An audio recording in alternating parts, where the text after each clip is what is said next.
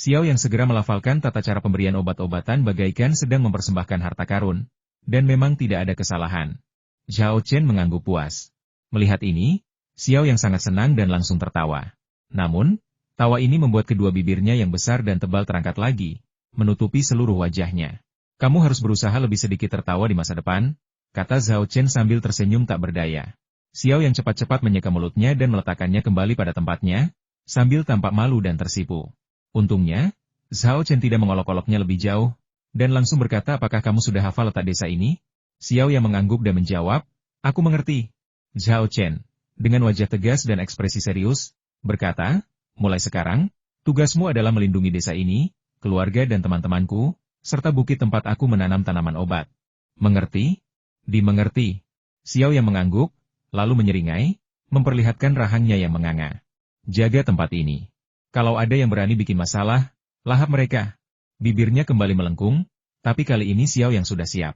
Sebelum bibirnya sempat menutupi wajahnya, ia menghaluskannya dengan tangannya. Zhao Chen melambaikan tangannya, kalau ada yang bikin onar, hajar saja dan buang saja. Jangan dibunuh.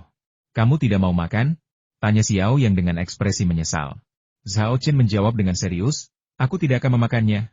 Dan kamu tidak boleh memakan orang lagi. Lalu aku harus makan apa? Tanya Xiao Yang, merasa dirugikan. Zhao Chen berkata dengan kesal, dengan begitu banyak binatang buas di pegunungan dan hutan, apakah kamu khawatir tidak punya cukup makanan? Xiao yang menjelaskan, binatang buas biasa hanya bisa mengenyangkan perutku. Tapi memakan manusia bisa meningkatkan kekuatanku. Benarkah hal seperti itu? Zhao Chen agak terkejut, tetapi ia segera mengerti. Manusia adalah makhluk paling cerdas, terlahir dengan energi spiritual. Oleh karena itu, bagi banyak iblis dan monster yang tidak tahu cara berkultivasi, memakan manusia adalah cara termudah. Sayangnya, lembar informasi tersebut hanya berisi metode kultivasi manusia, dan metode ini tidak cocok untuk roh dan tidak dapat diajarkan kepada Xiao Yang. Namun, Zhao Chen masih memikirkan solusi manusia sama sekali tidak boleh dimakan lagi. Namun, kau boleh memakan tanaman obat di gunung ini. Makan tanaman obat? Xiao Yang tampak kosong. Itu bisa meningkatkan kekuatanku? Yang biasa saja tidak akan berhasil, tapi ramuan spiritual yang telah memelihara Qi akan berhasil. Sambil berbicara, Zhao Chen berjalan ke tempat poligonatum ditanam, menggali bagian poligonatum yang telah memelihara Qi, dan menyerahkannya kepada Xiao Yang, cobalah makan ini. Meskipun Xiao Yang sangat curiga, dia tetap patuh menggigit Huang Jing dan menelannya utuh tanpa banyak mengunyahnya. Begitu Huang Jing memasuki perutnya, mata Xiao Yang berbinar. Ia merasakan gelombang energi spiritual yang diserap oleh tubuhnya. Energi spiritual ini luar biasa kuatnya, setara dengan jumlah yang dibutuhkan untuk melahap beberapa orang. Ini benar-benar meningkatkan kekuatanku. Xiao Yang sangat senang dan kembali menyeringai. Kali ini, ia menempelkan tangannya ke bibir terlebih dahulu agar tidak mengembang. Sekarang sudah ada penggantinya, tidak masalah kalau kita tidak memakan manusia.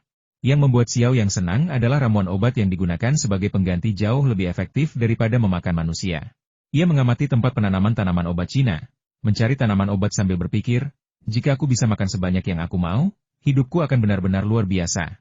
Zhao Chen, mungkin mendengar pikirannya, segera menambahkan, kamu hanya bisa makan satu sebulan. Xiao Yang langsung menundukkan kepalanya, tampak kecewa. Sayang sekali, impianku telah hancur. Zhao Chen memberi Xiao Yang beberapa instruksi lagi, lalu melambaikan tangannya dan berkata, baiklah, kamu bisa kembali sekarang. Xiao Yang berkata, aku tidak akan kembali ke gua. Aku akan mencari tempat tinggal di hutan terdekat agar aku bisa melindungi desa dan gunung ini sampai akhir. Saat itu, ia menganggap pangkalan penanaman tanaman obat itu sebagai kebun sayurnya sendiri, berharap dapat menjaganya setiap hari agar tidak ada yang mencuri makanannya. Di sisi lain, penduduk desa Jinhua dianggap sebagai petani yang bekerja di kebun sayurnya. Karena mereka bekerja untuknya, tentu saja ia harus melakukan yang terbaik untuk melindungi mereka. Zhao Chen berpikir sejenak dan setuju. Oke. Tapi ingat, jangan sampai ada yang tahu. Xiao Yang menepuk dadanya yang berbulu dan berkata dengan percaya diri, jangan khawatir, tidak akan ada yang tahu. Setelah mengucapkan selamat tinggal kepada Zhao Chen, Xiao Yang berbalik dan menghilang dalam kegelapan. Kucing putih itu dengan enggan melompat turun dari kepalanya dan bertengger di bahu Zhao Chen saat ia pergi. Zhao Chen menguap. Ia telah berjuang dan bepergian sepanjang malam, dan mustahil baginya untuk tidak merasa lelah. Ayo tidur lagi. Zhao Chen berjalan menuju halaman rumahnya. Dalam kegelapan di kejauhan, rubah merah kecil itu menatap Zhao Chen dengan mata terbelalak saat ia kembali ke rumah. Saat ia hendak menyusul untuk melihat apa yang terjadi, kucing putih itu tiba-tiba menoleh dan melirik ke arah persembunyiannya. Pemandangan ini begitu menakutkan rubah merah kecil itu hingga ia meringkuk seperti bola. Setelah ragu sejenak, ia akhirnya tidak mengikuti, melainkan berbalik dan menghilang ke dalam hutan di balik kegelapan malam. Zhao Chen tidak menyadari keadaan rubah merah kecil itu. Setelah pulang, ia menyalakan dupa yang menenangkan dan pergi tidur. Dia tidur sangat nyenyak. Namun, perdebatan sengit terhadapnya terjadi di forum petani. Ternyata postingan yang dibuatnya menggunakan akun alternatif Haoli dilihat oleh seorang moderator forum sore ini. Moderator, tentu saja, tidak menganggap pertanyaan itu salah. Ia hanya berasumsi Zhao Chen sedang berusaha menarik perhatian dan mempromosikan dirinya sendiri. Awalnya ia ingin menghapus akun dan postingan tersebut, tetapi kemudian berubah pikiran dan memutuskan untuk membingkai postingan Zhao Chen sebagai kisah peringatan bagi orang lain. Dia menyematkan unggahan itu dan menyorotnya, lalu membalas dengan nada sarkastis, "Mau terkenal? Silakan." Begini, semua pertanyaan di forum kami adalah hasil diskusi dan revisi oleh setidaknya 10 pakar ternama di bidangnya masing-masing. Anda bilang pertanyaan dan jawaban kami dalam penilaian alkemis salah? Tahukah Anda bahwa di antara para alkemis yang ikut mengajukan pertanyaan adalah Tetua Wang, Pak Tua Hanshan, dan beberapa lainnya? Apakah Anda mencoba mengatakan bahwa keahlian Anda di bidang alkimia lebih unggul daripada mereka? Meskipun postingan Zhao Chen sudah ada selama 2 atau 3 hari, postingan itu belum terlalu menarik perhatian. Selain boom ramah dari Haoli, hanya ada 2 atau 3 balasan. Postingan itu baru tiba-tiba menjadi populer di forum kultivator setelah moderator menyematkan, menyorot, dan membalasnya. Banyak praktisi hanya mengklik postingan ini setelah disematkan dan disorot, lalu melihat kontennya dan balasan moderator. Kebanyakan dari mereka tidak terlibat dalam alkimia atau pembuatan obat, dan hanya tahu sedikit tentangnya. Postingan Zhao Chen yang sangat teknis itu bagaikan seorang siswa sekolah dasar yang menghadapi soal kalkulus. Mereka hanya punya satu pikiran, apa-apaan ini? Meskipun mereka tidak memahami isi postingan Zhao Chen, mereka dapat memahami balasan moderator. Mereka sangat familiar dengan nama-nama yang disebutkan moderator, seperti Tetua Wang dan Pak Tua Hanshan. Orang-orang ini tidak hanya merupakan anggota tingkat tinggi di forum para kultivator, tetapi juga terkenal di kalangan kultivator forum karena mereka sering menjawab pertanyaan tentang hadiah uang dari berbagai sekolah alkimia dan sering mendaftarkan alkimia mereka sendiri untuk dijual di pasar gelap. Beberapa individu yang berniat baik memilih 4 master terbaik untuk setiap sekolah kultivasi di forum. Tetua Wang dan Pak Tua Hanshan termasuk di antara 4 master sekolah alkimia tersebut. Di mata para kultivator di forum, mereka adalah otoritas di sekolah alkimia. Karena kertas ujian telah dibahas dan dirumuskan dengan cermat oleh mereka. Bagaimana mungkin salah? Akibatnya, semua kultivator di forum percaya bahwa Zhao Chen hanya mencoba menarik perhatian dan menggunakan insiden ini untuk mempromosikan dirinya. Dan mereka semua memposting balasan yang mengkritik dan mengejeknya. Di antara mereka ada beberapa orang dari aliran pemikiran alkimia. Mungkin karena kurangnya keahlian mereka gagal mengenali kecemerlangan dan kebenaran analisis Zhao Chen, malah percaya bahwa Zhao Chen berbicara omong kosong. Postingan Zhao Chen dengan cepat menjadi sasaran kritik luas di forum tersebut. Tentu saja, Zhao Chen, sebagai orang yang terlibat, sama sekali tidak menyadari hal ini. Sejak memposting pesan itu, dia tidak punya waktu untuk masuk ke forum petani lagi. Meskipun ia membawa pulang komputernya kali ini, sinyal di desa pegunungan sangat buruk, dan wifi portable yang dibelinya sama sekali tidak bisa digunakan. Oleh karena itu, meskipun ia membawa pulang komputernya, ia tidak bisa mengakses internet dan hanya bisa memberikannya kepada adik perempuannya, Zhao Ling, untuk menonton film yang telah diunduhnya sebelum pulang. Begitu hari mulai terang, Chai De memimpin sekelompok pekerja ke rumah keluarga Zhao dan mulai memperbaiki dinding halaman dan ruang utama. Zhao Chen dibangunkan, berpakaian, dan keluar rumah. Meskipun hanya tersisa 2 jam, dengan bantuan dupa yang menenangkan, ia tidur sangat nyenyak dan rasa lelahnya pulih sepenuhnya. Melihat Zhao Chen, Chai De meminta maaf, "Tuan Zhao, Anda sudah bangun. Maaf mengganggu Anda. Saya hanya berusaha memperbaiki halaman dan ruang utama sesegera mungkin untuk menghindari kecelakaan." Zhao Chen melambaikan tangannya dan berkata, "Tidak apa-apa, kamu bisa melanjutkan." Setelah mencuci piring, Zhao Chen mengobrol dengan Chai De beberapa menit lagi. Tepat ketika ia hendak pergi ke dapur untuk memasak mie, ponselnya berdering. Ia mengangkatnya dan melihat Haoli menelepon. "Pak Tua Hao, ada apa?" tanya Zhao Chen setelah panggilan tersambung. Haoli tidak menjawab, tetapi malah bertanya, "Saudara Zhao, apakah Anda ada di forum selama 2 hari terakhir ini?" Zhao Chen berkata, "Tidak, sinyal di sini buruk, saya tidak bisa online." "Ada apa? Postinganmu menjadi viral," kata Haoli sambil tersenyum kecut. Mendengar nada bicaranya, Zhao Chen tahu itu bukan kabar baik. Ia sedikit mengernyit, tetap diam, dan menunggu Haoli melanjutkan. "Saya baru saja masuk ke forum dan melihat postingan Anda disematkan dan disorot. Awalnya saya pikir forum telah menyadari kesalahannya dan memberi Anda imbalan seperti ini. Tetapi setelah membaca balasannya, saya menyadari bahwa itu sama sekali tidak benar. Seorang moderator menganggap Anda omong kosong dan mencoba menarik perhatian serta meraih ketenaran. Sementara yang lain setuju dengannya, meninggalkan komentar yang mengkritik Anda di kolom komentar. Saya mengerti, kata Zhao Chen. Di ujung telepon yang lain, Hao Li bingung. Ia mengira Zhao Chen akan marah besar setelah mendengar berita itu, tetapi reaksinya ternyata tenang. Ia tak kuasa menahan diri untuk bertanya, "Kamu tidak marah?" Zhao Chen menjawab, "Saya tidak akan mengatakan saya marah, saya hanya sedikit kecewa."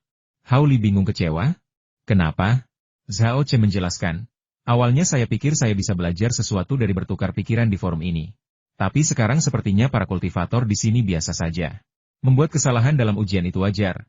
Tetapi ketika saya menunjukkan dan mengoreksi kesalahannya, mereka tidak mengerti dan bersikeras bahwa saya salah. Dengan tingkat keterampilan yang begitu rendah, tidak ada gunanya bertukar pikiran dengan mereka." Hao Li terdiam. Awalnya, ia menelepon untuk menanyakan apakah jawaban Zhao Chen salah. Karena Zhao Chen telah menyatakan bahwa kertas ujian untuk sekolah alkimia dirancang oleh Tetua Weng, Pak Tua Hanshan, dan yang lainnya. Namun, ia tidak menyangka jawaban Zhao Chen akan begitu mendominasi. Bukannya dia salah, tetapi orang-orang di forum itu terlalu tidak kompeten untuk memahami konten postingannya. Hao Li tertegun sejenak, lalu berkata dengan kagum, "Saudara Zhao, tindakanmu pantas mendapat nilai sempurna 103. Sebelum dia sempat menyelesaikan ucapannya, Zhao Chen memarahinya. "Nyahlah, aku tidak butuh toleransi, pengertian, atau cintamu. Kenapa kamu tidak mengikuti naskahnya?" Zhao Chen menyela, membuat Hao Li kesal. Ia lalu bertanya, "Haruskah kita posting pesan lagi untuk menjelaskan?" "Tidak perlu." Zhao Chen langsung menolak. Kenapa?" Hao Li bingung lagi. Zhao Chen menjawab, "Level mereka terlalu rendah. Bahkan jika aku memposting yang lain, mereka tetap tidak akan memahaminya." Hao Li benar-benar kehilangan kata-kata, jadi dia melakukan hal yang benar. Dia menutup telepon. Dia langsung menutup telepon tanpa pamit. "Kasar sekali," gerutu Zhao Chen sambil memasukkan ponselnya ke saku dan tidak menghiraukannya. Ia lalu mulai merebus air untuk memasak mie. Sedangkan untuk Hao Li, Zhao Chen tidak mengambil hati masalah itu, jadi tentu saja dia tidak akan mengkhawatirkannya lagi. Namun setelah menutup telepon, dia tidak dapat menahan diri untuk bertanya apakah orang-orang di forum itu benar-benar seburuk itu. Tiba-tiba, sebuah pikiran terlintas di benaknya, dan ia tak kuasa menahan diri untuk melompat dan mengumpat, "Sialan. Aku juga dari forum itu. Ini juga menghinaku." Ketika Hao Li menelepon Zhao Chen, Hanshan Shou, yang ikut serta dalam mengajukan pertanyaan, juga masuk ke forum dan melihat kiriman Zhao Chen serta balasan moderator. Dia melirik analisis dan jawaban Zhao Chen, tetapi tidak merasa ada sesuatu yang cerdik di sana. Dia juga tidak merasa ada yang salah dengan pertanyaan dan jawaban yang dia dan teman-temannya buat. "Trik murahan," katanya dingin, membalas dengan 4 kata itu di kolom komentar postingan tersebut. Meski tertulis lelaki tua di kartu identitasnya, dia sebenarnya bukan lelaki tua, melainkan perempuan cantik dan tegas yang berusia awal 20-an. Nama asli Hanshan Shou adalah Shan Han. ID-nya adalah namanya yang terbalik. Shou sendiri menggunakan karakter itu karena ia memiliki aura baratu dan selalu dipanggil Master Shan oleh teman-temannya. Di forum, tidak ada yang tahu bahwa Hanshan Shou adalah seorang wanita, juga tidak ada yang tahu bahwa ia sudah cukup tua. Semua orang memperlakukannya seperti senior, dan beberapa bahkan memanggilnya kakek. Shan Han sendiri memiliki temperamen yang agak acuh tak acuh dan enggan menjelaskan hal-hal ini, sehingga kesalahpahaman pun semakin besar. Begitu Shan Han mengucapkan 4 kata itu, seorang pria tua berambut putih dan berwajah muda menghampirinya dan berkata sambil tersenyum, "Nona, sedang sibuk? Tolong bantu saya. Di forum yang sering Anda kunjungi, tanyakan apakah ada yang menjual ginseng liar berusia seabad dan hishou berusia seabad. Saya berencana untuk meracik beberapa pil baru-baru ini, tetapi saya belum menemukan 2 bahan utama ini." Kakeknya juga merupakan seorang praktisi aliran alkimia, dan semua keterampilannya diajarkan kepadanya olehnya. Baiklah. Menghadapi kakeknya, Shan Han kehilangan sikap acuh tak acuhnya dan tersenyum. Bagi seseorang yang selalu memiliki wajah tegas, senyuman ini bagai angin yang mencairkan es, membuat semua orang terkesima. Dan Han hendak keluar dari pos Zhao Chen ketika dia mengklik mouse. "Hah?" Kakek Shan melirik sekilas ke arah pos itu, raut terkejut terpancar di wajahnya. Ia segera berkata, "Tunggu sebentar." Dan Han agak terkejut, tetapi dia tidak bertanya mengapa. Dia hanya berhenti di halaman seperti yang diinstruksikan. Kakek Shan menatap tajam analisis dan penjelasan Zhao Chen di layar komputer. Sesekali bergumam dalam hati, "Ini tidak benar?" Setelah kupikir-pikir, sepertinya masuk akal. Setelah mengamati sebentar, Kakek Shan berkata, "Jangan tutup halaman ini, aku akan segera kembali." Lalu ia berbalik dan berlari secepat yang ia bisa. Shan Han sangat terkejut. Seingatnya, kakeknya selalu tenang dan kalem. Ia belum pernah melihat kakeknya bertingkah seaneh itu sebelumnya. Apa sebenarnya yang terjadi? Mungkinkah analisis dan penjelasan dalam postingan ini tidak salah, tetapi justru sangat berharga, bahkan mengejutkan kakek? Apakah ini mungkin? Tepat ketika Shanhan sedang asyik melamun, kakek Shan kembali, membawa buku catatan dan pena. Ia membungkuk di atas meja komputer dan dengan hati-hati menyalin analisis dan penjelasan Zhao Chen di surat itu, memeriksanya beberapa kali untuk memastikan kebenarannya sebelum berhenti. Shanhan tidak dapat menahan diri lebih lama lagi dan bertanya, "Kakek, apakah analisis dan penjelasan ini benar-benar berharga? Apakah itu bernilai atau tidak? Saya belum bisa memastikannya. Saya perlu mempelajarinya dan mendiskusikannya dengan beberapa teman lama sebelum saya bisa mengambil kesimpulan," kata kakek Shan, sambil mencatat apa yang baru saja disalinnya dan pergi tanpa menoleh ke belakang. Ia benar-benar lupa bahwa ia masih perlu membeli ginseng dan poligonatum di forum. Meninggalkan Shanhan sendirian di depan komputer, tampak bingung. Mungkinkah orang ini tidak hanya ingin menarik perhatian? Atau mungkin kita benar-benar telah melakukan kesalahan? Sebuah pikiran terlintas di benak Shanhan. Dia berbalik, menatap tajam analisis dan penjelasan Zhao Chen di layar komputer, dan mulai membaca dan memikirkannya dengan saksama. Akan tetapi, Zhao Chen, orang yang terlibat, sama sekali tidak menyadari hal ini. Sekitar tengah hari, orang tua dan adik perempuannya pulang satu persatu. Mereka semua terkejut melihat dinding halaman dan dinding ruang utama yang baru saja diperbaiki. Setelah bertanya, mereka mengetahui bahwa seekor beruang telah masuk ke rumah malam sebelumnya. Mereka langsung ketakutan. Mereka baru bisa bernapas lega setelah memastikan Zhao Chen baik-baik saja, tetapi mereka masih sangat ketakutan. Tidak banyak yang terjadi selama 2 hari berikutnya, kehidupan berjalan tanpa kejadian penting. Zhao Chen mengajarkan orang tua dan saudara perempuannya metode kultivasi teknik 4 orang suci, dengan mengklaim bahwa itu adalah teknik bimbingan yang diajarkan kepadanya oleh seorang pendeta Tao tua yang memiliki efek memperkuat tubuh. Baik orang tuanya maupun saudara perempuannya tidak memiliki keraguan tentang hal ini. Meskipun proses kultivasi 4 teknik suci itu menyakitkan, namun efeknya pun terlihat jelas, sehingga mereka bertiga berlatih dengan sangat tekun dan tidak terlalu membutuhkan dorongan dari Zhao Chen. Sebelum kami menyadarinya, hari sudah Kamis. Besok pagi, Zhao Chen akan meninggalkan rumah sementara untuk pergi ke Shanghai guna menghadiri forum pertukaran medis Tiongkok. Namun, hari ini, sekelompok tamu tiba di desa Jinhua. Tepatnya, kelompok orang ini datang untuk Zhao Chen. Prosesi tersebut dihadiri oleh ratusan orang. Mereka berbaris memasuki desa Jinhua dengan gong dan genderang.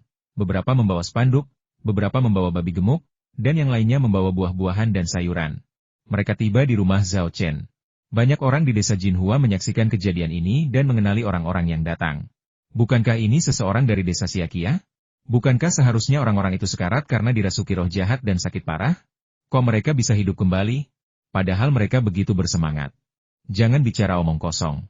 Desa Siakia tidak dirasuki roh jahat, mereka hanya sakit. Apa nama penyakit itu lagi? Oh ya, itu 3 cacing mayat, parasit yang bisa merasuk ke dalam kepala seseorang. Kegilaan mereka sebelumnya semua karena cacing-cacing ini. Kemudian, Zhao Chen dari desa kami membantu mereka menemukan penyebabnya. Jadi, mereka datang untuk berterima kasih kepada Zhao Chen? Mereka pasti ke sini untuk berterima kasih kepada Zhao Chen. Apa kau tidak lihat spanduk-spanduk itu? Semuanya bertuliskan, penyembuhan ajaib, dan, menyelamatkan nyawa seluruh desaku. Dan ada juga babi-babi gemuk, buah-buahan, dan sayuran yang dibawa di belakang mereka. Kalau mereka tidak ke sini untuk mengungkapkan rasa terima kasih, apa yang akan mereka lakukan dengan semua itu? Di tengah diskusi, warga desa Jinhua berdiri tegak, bangga dan merasa terhormat berasal dari desa yang sama dengan Zhao Chen. Mereka benar, orang-orang dari desa Siakia memang datang untuk menyampaikan rasa terima kasih mereka kepada Zhao Chen. Ternyata setelah menjalani perawatan, warga desa Siakia pada dasarnya sudah terbebas dari bahaya. Mereka hanya perlu terus minum obat untuk membasmi toksoplasmosis sepenuhnya dari tubuh mereka. Mereka tahu betul bahwa mereka diselamatkan berkat Zhao Chen. Jadi mereka berencana untuk datang hari ini untuk mengungkapkan rasa terima kasih mereka. Mendengar keributan di luar, keluarga Zhao Chen keluar untuk menyambut mereka. Saat melihat mereka, penduduk desa Siakia berhenti dan menatap Zhao Chen dengan mata penuh rasa terima kasih. Kepala desa Siakia, sambil memegang panji sutra, melangkah menghampiri Zhao Chen, memberikannya dengan kedua tangan, dan berkata dengan air mata penuh rasa terima kasih, "Saudara Yuan, atas nama seluruh desa, terima kasih.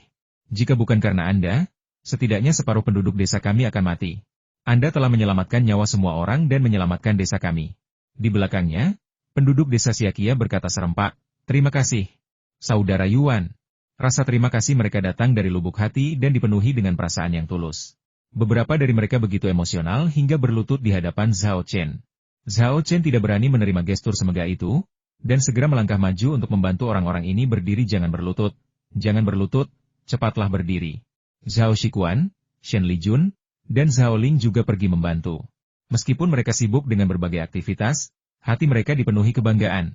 Sementara itu, di Jepang, Kobayashi Haruo menyerbu ke klinik kakak seniornya Kawashima Haruto. Suaranya bergetar karena emosi, dan bertanya dengan keras, "Kakak senior, apakah kamu akan pergi ke Shanghai untuk menghadiri forum pertukaran medis Tiongkok?" Di ruang konsultasi, Haruto Kawashima sedang merawat seorang pejabat tinggi dan sangat tidak senang ketika Haruo Kobayashi tiba-tiba menerobos masuk. "Siapa yang mengizinkanmu masuk? Apa kau tidak tahu kalau aku tidak boleh diganggu saat mendiagnosis dan merawat pasien? Keluar. Sekarang juga." Kobayashi Haruo tertegun mendengar teguran itu. Ia ingin membantah, tetapi akhirnya menelan kata-katanya dan membungkuk dalam-dalam. "Meminta maaf, saya gegabah. Saya pergi sekarang. Tunggu sebentar." Panggil Kawashima Haruto, lalu memberi instruksi, "Tunggu aku di ruang teh. Aku akan datang menemuimu setelah aku selesai merawat Tuan Kobayakawa. Kita bisa bicarakan nanti." "Ya," jawab Kobayashi Haruo, meninggalkan ruang konsultasi, menutup pintu, dan pergi ke ruang teh seperti yang diinstruksikan. Di ruang konsultasi, Haruto Kawashima meminta maaf kepada pejabat tinggi tersebut. Pejabat berbadan gempal itu melambaikan tangannya, memberi isyarat bahwa dia tidak ambil pusing dengan apa yang baru saja terjadi. Lalu bertanya, "Apakah itu Tuan Kobayashi yang baru saja datang?" Kawashima Haruto mengangguk. "Ya, memang adik laki-lakiku." Pejabat tinggi itu berkata, "Saya dengar dia pernah dipuji sebagai bintang yang sedang naik daun dalam pengobatan kampo Jepang.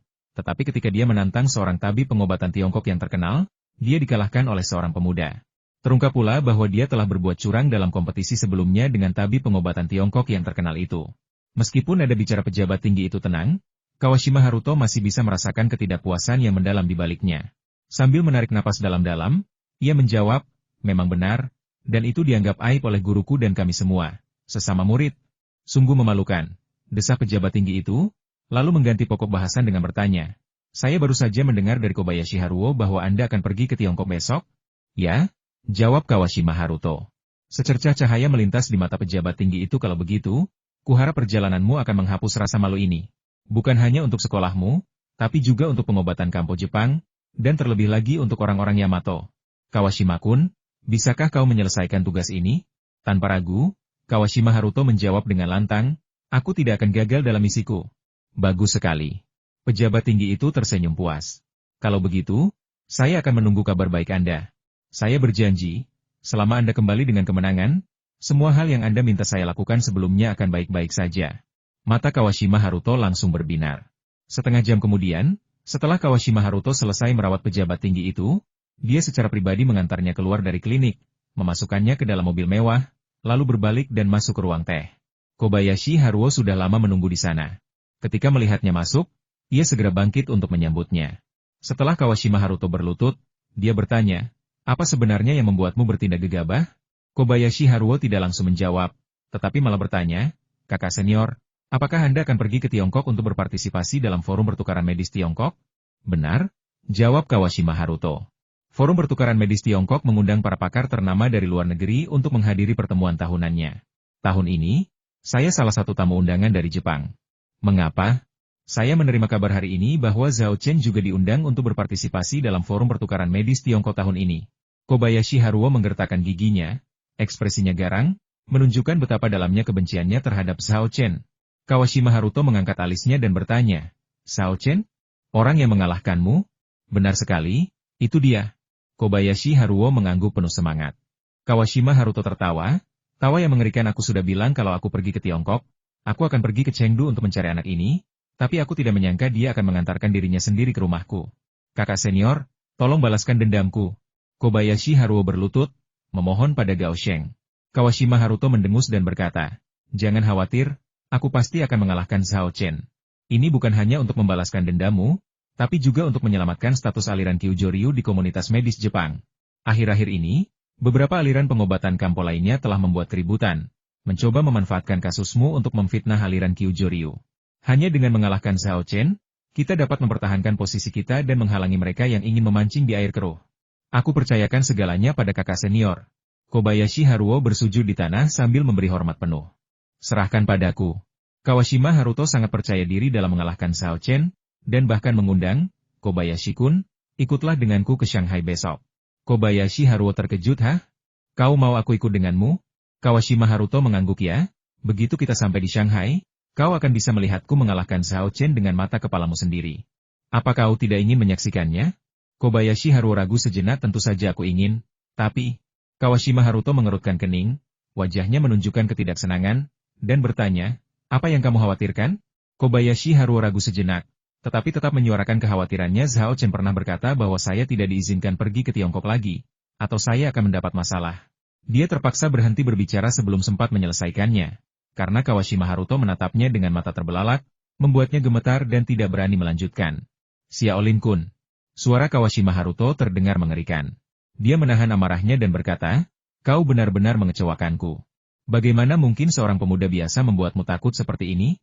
Kau pikir kau akan bernasib buruk di Tiongkok? Apa kau bercanda? Apa Zhao Chen itu mengutukku? Anak itu aneh. Dia mungkin benar-benar bisa mengutuk. Gumam Kobayashi Haruo dalam hati, tanpa mengucapkan kata-kata itu keras-keras. Ia tahu jika ia melakukannya, Kawashima Haruto pasti akan menginterogasinya tanpa henti. Dengan begitu, impotensinya dan fakta bahwa ia tidak berguna dalam hal itu akan terungkap. Dan inilah satu rahasia yang paling tidak ingin ia ketahui. Akhirnya, di bawah paksaan kuat Kawashima Haruto, Kobayashi Haruo tidak punya pilihan selain setuju pergi ke Shanghai bersamanya. Sebenarnya, Kobayashi Haruo menyimpan secerca harapan seandainya Zhao Chen benar-benar mengeluarkan kutukan. Sudah lama sekali berlalu, seharusnya kutukan itu sudah menghilang sekarang, kan? Jika aku pergi ke Shanghai tanpa cedera kali ini dan menyaksikan Zhao Chen dikalahkan oleh kakak seniorku, mungkin rahasiaku yang tak terungkapkan itu akan terobati. Haruto Kawashima juga sangat puas dengan hal ini. Sekarang kita sudah punya panggung dan lawan. Bukankah membosankan kalau tidak ada penonton yang menyemangati kita? Dia tersenyum dan berkata, kita akan berangkat ke Shanghai besok pagi-pagi sekali. Nanti aku akan atur seseorang untuk memesankan tiket pesawatmu, jadi kamu bisa kembali dan bersiap-siap. Kobayashi Haruo menyadari bahwa ia diminta pergi, dan segera menjawab, baik, saya tidak akan mengganggu Anda lagi, kakak senior. Selamat tinggal. Setelah Kobayashi Haruo pergi, Kawashima Haruto bangkit dan berjalan keluar dari ruang teh. Menghadap sinar matahari, ia berkata dengan suara berat, Zhao Chen, kuharap kalian tidak terlalu lemah dan layak menjadi lawanku. Kalau tidak, aku akan sangat kecewa. Acho! Di pintu masuk desa Jinhua, setelah mengantar para penduduk desa Siakia yang datang untuk menyampaikan rasa terima kasih, Zhao Chen tiba-tiba bersin. Sambil menggosok hidungnya, ia bergumam dalam hati. Aneh, kenapa aku bersin tanpa alasan? Apa ada yang menjelek-jelekanku di belakangku? Kakak, apakah kamu masuk angin? Tanya Zhao Ling dengan khawatir. Bagaimana mungkin? Zhao Chen menggelengkan kepalanya. Ia bercanda, kondisi fisiknya sangat baik saat ini, bagaimana mungkin ia mudah masuk angin? Lagi pula, jika ia benar-benar masuk angin, bukankah ia akan menyadarinya? Zhao Chen tidak menyelidiki masalah itu lebih jauh dan memanggil Zhao Ling. Ayo kembali. Jawab Zhao Ling, mengikuti Zhao Chen dari dekat, sambil berkata sambil berjalan. Kakak, kau sungguh hebat. Nada suaranya penuh kekaguman. Zhao Chen tertawa dan menjawab, haha, tentu saja. Aku saudaramu, bagaimana mungkin aku tidak hebat? Di tengah tawa dan percakapan, keduanya segera pulang ke rumah. Saat ini, halaman keluarga Zhao ramai dengan aktivitas. Semua orang memuji Zhao Chen sambil membantu Zhao Shikuan dan Shen Lijun mengemasi hadiah terima kasih yang dikirim oleh desa Siakia. Kepala desa tua itu, sambil mengisap pipanya, berseri-seri karena bangga. Bantuan Zhao Chen dalam menyelamatkan penduduk desa Siakia membuatnya merasa terhormat dan sangat bangga. Ia memberitahu semua orang yang ditemuinya, beberapa hari yang lalu, sebelum saudara Yuan pergi ke desa Siakia, beliau bertanya secara rinci kepada saya tentang situasi di sana. Jadi, saya juga turut membantu menyelamatkan desa Siakia. Kuan Ge menepuk dadanya dengan bangga dan berkata, aku juga. Yuan Ge pergi ke desa Siakia dengan sepeda motorku. Mendengar semua orang memuji Zhao Chen, Zhao Shikuan tak henti-hentinya tersenyum. Sebagai seorang ayah, ia sangat bahagia atas kesuksesan putranya. Setelah berdiskusi dengan Shen Lijun, ia mengumumkan, malam ini, semuanya, silakan menginap dan makan serta minum di rumah kami. Di satu sisi, ini untuk merayakan keberhasilan pengendalian epidemi di desa Siakia, dan di sisi lain, untuk melepas kepergian Zhao Chen. Beliau akan pergi ke Shanghai besok untuk menghadiri pertemuan yang sangat penting. Di antara hadiah ucapan terima kasih yang dikirimkan oleh desa Siakia hari ini terdapat banyak buah dan sayur. Sekalipun keluarga Zhao Chen yang beranggotakan 4 orang makan semuanya, mereka tidak akan bisa menghabiskannya. Jadi akan lebih baik jika dibagikan kepada seluruh desa. Lagi pula, sebagian besar penduduk desa Jinhua sekarang bekerja di pangkalan penanaman tanaman obat, jadi anggaplah ini sebagai makan malam tahun baru perusahaan yang lebih awal. Mereka yang membantu di halaman, setelah mendengar ini, semuanya bersorak dan menyatakan persetujuan mereka, tidak ingin keluarga Zhao menanggung beban perjamuan sendirian. Saya punya beberapa jamur liar yang saya petik dan keringkan di pegunungan. Saya akan mengambilnya sekarang. Aku punya anggur. Ayo, kita berdua, kita bawa anggur bersama. Desa Siakia hanya mengirim seekor babi gemuk, tapi tidak ada unggas. Pesta yang hanya berisi daging babi agak kurang. Aku akan kembali dan menangkap 2 ekor ayam. Banyak warga desa yang langsung pulang, ada yang membawa daging, ada yang membawa sayur, bahkan ada yang membawa bumbu-bumbu dan kayu bakar. Zhao Shikuan memanggil tukang jagal babi desa. Saudara Ma, di mana peralatan penyembelihan babimu? Cepat bawa ke sini. Ayo kita sembelih babi gemuk dari desa Siakia ini. Pasti lezat. Baiklah. Teriak seorang pria parubaya yang seusia dengan Zhao Shikuan lalu pulang untuk mengambil perkakasnya. Zhao Chen hendak pergi membantu ketika Shen Lijun menghentikannya. Ikutlah denganku. Ada sesuatu yang ingin kukatakan padamu. Melihat ini, Zhao Shikuan merentangkan tangannya ke arah Zhao Chen, sambil memasang ekspresi tak berdaya. Zhao Ling membalas dengan ekspresi serupa saudaraku. Semoga beruntung. Tanpa ragu, keduanya merasa bahwa Zhao Chen akan dipanggil ke ruangan dan dimarahi oleh Shen Lijun. Zhao Chen pun berpikiran sama, dan segera mengakui kesalahannya setelah memasuki rumah Bu. Aku salah. Tanpa diduga, Shen Lijun terhibur dengan tindakannya dan terkekeh. Apa kesalahanmu? Zhao Chen tertegun sejenak, tidak menyangka bahwa ibunya juga mengetahui senjata pamungkas seorang wanita. Di mana kesalahanmu? Namun, dia bereaksi cepat dan langsung menjawab, aku seharusnya tidak menentangmu dan pergi ke desa Siakia. Shen Lijun menggelengkan kepalanya dan berkata, sebelumnya aku tidak ingin kau pergi karena memang ada sesuatu yang jahat di desa Siakia, dan kau akan celaka jika kau pergi. Tapi sekarang tampaknya keadaannya tidak seperti yang kubayangkan. Dan kau melakukan hal yang benar. Kalau tidak, siapa yang tahu kapan penduduk desa Siakia akan mampu menyembuhkan penyakit aneh ini. Zhao Chen agak terkejut. Bu, ibu tidak menyalahkanku? Ibu tidak marah padaku? Shen Lijun mendengus, aku tidak menyalahkanmu, tapi aku marah.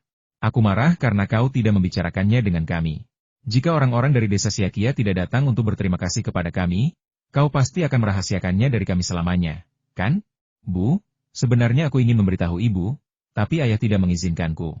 Zhao Chen mengkhianati Zhao Shikuan tanpa ragu, mencoba menyeret ayahnya bersamanya. Dia tahu kamu pergi ke desa Siakia? Shen Lijun terkejut. Aku tahu. Zhao Chen mengangguk. Baiklah, dia berani menyembunyikan hal sebesar ini dariku? Shen Lijun langsung kesal. Zhao Chen berhasil mengalihkan perhatiannya, dan ia pun memerintahkan, pergi, panggil ayahmu masuk. Aku punya sesuatu untuk dikatakan padanya. Baiklah. Zhao Chen berlari dengan gembira. Sesampainya di halaman, ia melihat ayahnya masih membual kepada seseorang. Ia segera memanggil, ayah, masuk sebentar. Ibu butuh ayah. Zhao Shikuan tidak curiga dan berbalik untuk berjalan masuk ke dalam rumah. Melihat sosoknya yang semakin menjauh, Zhao Chen meratapinya dalam diam selama 3 detik. Ayah, jangan salahkan aku. Kalau bukan aku yang membiarkan ayah menanggung kesalahannya sekarang, siapa lagi? Setelah menghabiskan beberapa waktu di halaman, ia menyadari tidak ada yang dapat ia lakukan untuk membantu bukan karena ia tidak tahu caranya. Tetapi setiap kali ia mencoba membantu, seseorang akan mengambil alih pekerjaannya dan menyuruhnya untuk duduk dan beristirahat saja. Maka Zhao Chen pun meninggalkan desa itu begitu saja, dan alih-alih pergi ke pangkalan penanaman tanaman obat, ia malah pergi ke hutan di belakang desa. Tidak banyak orang di sini. Tempat ini cukup terpencil dan cocok untuk berlatih seni bela diri. Ternyata saat warga desa Siakia datang menyampaikan rasa terima kasih, Zhao Chen justru mendapat berkah lagi. Peristiwa ini tidak hanya menyelamatkan ratusan nyawa, tetapi juga hampir 100 keluarga dan seluruh desa. Oleh karena itu, kekuatan berkah ini sangat kuat, baik dari segi kualitas maupun kuantitas. Setelah mendapatkannya, tingkat kultivasi Zhao Chen tetap tidak berubah, tetapi daun informasi semakin kuat dan membuka keterampilan bela diri baru. Benar saja, itu seni bela diri, bukan teknik kultivasi seperti 4 seni suci atau teknik penciptaan, tetapi seni bela diri untuk membunuh musuh. Zhao Chen sangat bersemangat, ini pertama kalinya ia mengaktifkan seni bela diri di lembar informasi. Sebelumnya, ia hanya tahu jurus cincin giok dan kaki bebek Mandarin dari Lu Qing. Teknik itu ringan dan lincah, tetapi kurang bertenaga. Teknik itu cukup bagus melawan orang biasa, tetapi melawan seseorang seperti Xiao Yang, yang berkulit tebal, kuat, dan luar biasa kuatnya, teknik itu cukup sulit. Kalau tidak, ia tidak akan menghadapi pertarungan sesulit itu tadi malam. Sekarang, akhirnya, kami memiliki seperangkat teknik seni bela diri dari Information Leaf. Zhao Chen yakin bahwa seni bela diri ini sangat kuat. Zhao Chen membuka halaman informasi dan melihat bahwa keterampilan seni bela diri baru yang disebut tinju penghancur gunung telah ditambahkan ke bagian keterampilan seni bela diri. Tinju penghancur gunung? Nama yang aneh. Gumam Zhao Chen dalam hati. Lalu mengklik seni bela diri itu dan melihat deskripsi Wu Peng saat pertama kali berkultivasi. Aku menciptakan teknik tinju ini untuk bertahan melawan penjahat kecil dan mengalahkan musuh yang kuat. Teknik ini hanya memiliki sedikit gerakan dan tidak canggih. Satu-satunya kelebihannya adalah kekuatannya yang luar biasa. Dilihat dari deskripsinya saja, tinju penghancur gunung tampaknya tidak terlalu kuat. Namun, Zhao Chen tidak setuju. Pertama, ini adalah seni bela diri yang diciptakan oleh Wu Peng sendiri. Deskripsinya memang mengandung unsur kerendahan hati. Kedua, frasa bertahan melawan yang lemah, kalahkan yang kuat dalam deskripsi menunjukkan bahwa seni bela diri ini jelas tidak lemah. Hanya soal kekuatan semata. Sepertinya tinju penghancur gunung ini benar-benar tentang kekuatan yang luar biasa. Penghancur gunung, apakah itu berarti ketika teknik tinju ini dikuasai hingga puncaknya, kekuatan seseorang dapat membelah gunung dan menghancurkan batu? Gumam Zhao Chen dalam hati, menyalakan dupa penenang dan menancapkannya di lumpur di sampingnya. Lalu duduk bersila, mengaktifkan teknik konsentrasinya, dan dengan saksama menghafal poin-poin penting dari tinju penghancur gunung yang dijelaskan di lembar informasi. Sesaat kemudian, dia membuka matanya dan mulai berlatih tinju penghancur gunung di hutan. Serangkaian teknik bela diri ini tidak rumit. Semua gerakannya lugas dan sederhana, tanpa ada yang istimewa. Sederhana tidak berarti kasar. Sebaliknya, seni bela diri ini sungguh luar biasa dalam teknik pembangkitan kekuatannya.